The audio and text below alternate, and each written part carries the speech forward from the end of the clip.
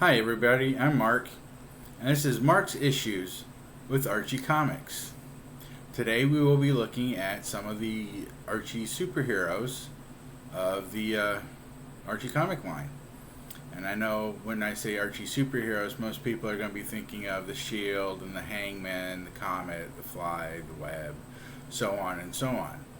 But what we're going to cover today is the teenage superheroes. But before we get into that, I would like to say thank you to all my subscribers and viewers. This week I have hit 60 subscribers and I've had over 1,000 views. Now I know that doesn't seem like a lot, but I'm in a very small group of people who read Archie comics. So to me that is really a lot. And I just want to say thank you to everyone who's watched, liked, and subscribed to my channel. Well, let's get into the books and see what we have today. And to start out, we have Life with Archie number 42. This is from October 1965. This is Archie as Pureheart the Powerful. And in this issue, he is battling Ice Cube and Witch Doctor. Really cool book. The Ice Cube is basically a bad guy that looks just like an ice cube.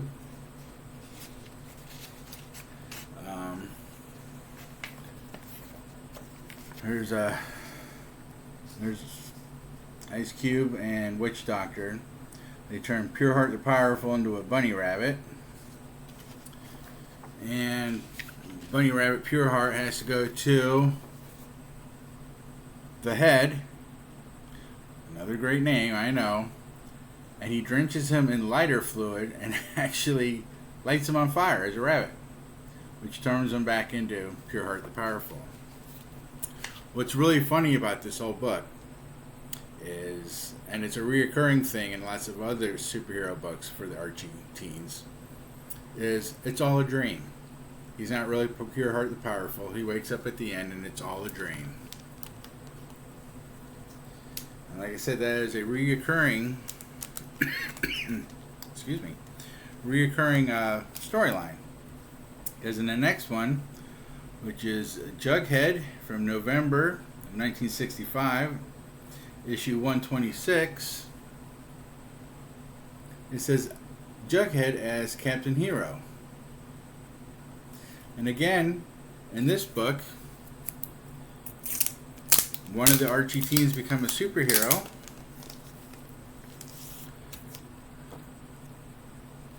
Which is Jughead. And at the end of the story you find out it's all a dream.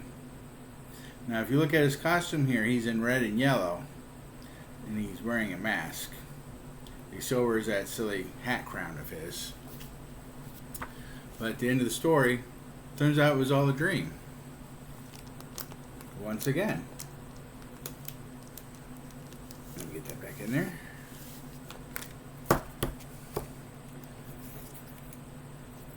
And let's see, what is this? In October of 66, he came out with his own Jughead as Captain Hero book. Now if you look in here, he's wearing purple and yellow, and he doesn't wear the mask anymore. Quite interesting. Now the third one we have, which is kind of funny, is Betty and Veronica number 118. This is from October of 65. And this is Betty as Super Teen. And once again, in this book, turns out she's dreaming. It's like Archie wanted to stick their toe into the water of superhero books, but weren't quite sure how to do it. So we'll just make a story and then we'll make it a dream, kind of like DC did with their imaginary stories. There's Betty as Super Teen with the S and a T instead of just the regular S and T this way. It's an S and T that up and down ways. And here she is dreaming, And what's funny is in the older issues, she doesn't have a cape. She doesn't have her little jet belt. And she actually has to change her clothes in the alleyway. Which I think is quite funny. And here she is battling Betty for Archie. And then she's got to battle some superheroes because what kind of superhero doesn't battle supervillains? And at the very end, Betty's a very strange girl. She goes through every extreme to get Archie. Here she's got him gagged and tied up back in the bushes while Veronica's out looking for him. Kind of makes you wonder what kind of stalker Betty Cooper really is. And then shortly after that, what's really funny, in Betty and Me number 3, what is it, 66 I think, 1966. Here she has the cape, the boots and gloves are different, the logo is different on her costume, and how she actually turns into Super Teen now. She grabs her ponytail and she tugs on her ponytail. And it turns her into Super Teen. It's kind of here up on the top. Let me see if I can get that in there. And it magically turns her into Super Teen. This one, it's a pretty good book too. I usually don't like bags with tape on them. I need to switch this one. And there she is. Same as on the cover. Let me see if I can get.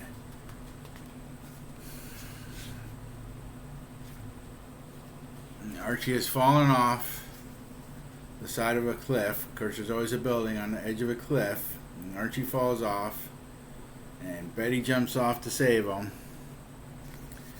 And how's she gonna get him off? Her hair gets around a branch hanging off the side of the cliff, and it gets tugged, and it turns her into Super Teen.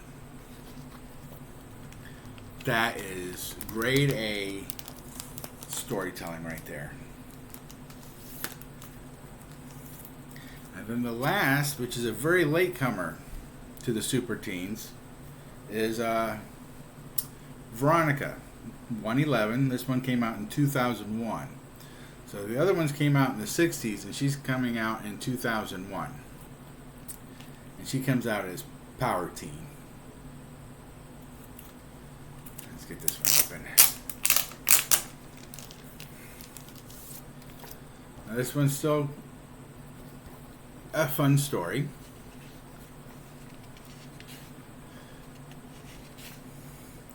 And she's designing clothes or costumes. She's helping Chuck out. Chuck writes comic books, draws comic books.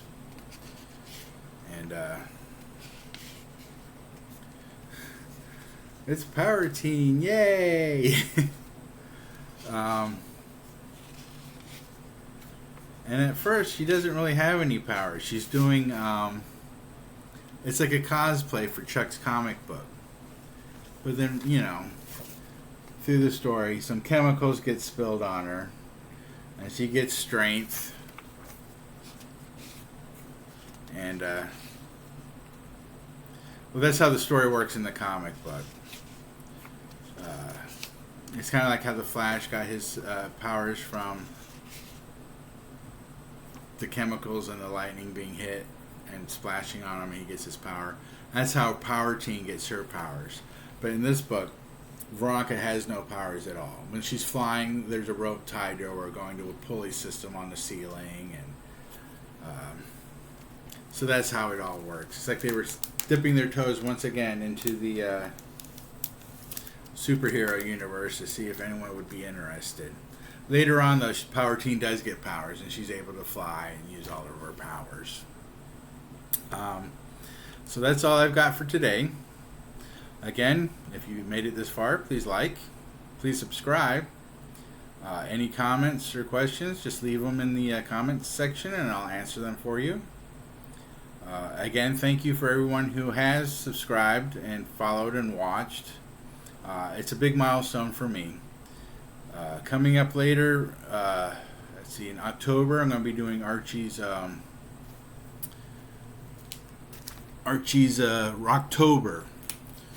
We're going to be showing all the different Archie bands. At the end of this month, I will be on another friend's show. Matt likes comics. He's going to do an interview with me, from what I understand. And next week, I'm not sure what I'll do. Maybe I'll do a review on the Minor Threat and the Archie crossover by Dark Horse Comics. So until then, keep reading, keep liking, enjoy the hobby, and read what you like. Don't worry about what anyone else says. Bye.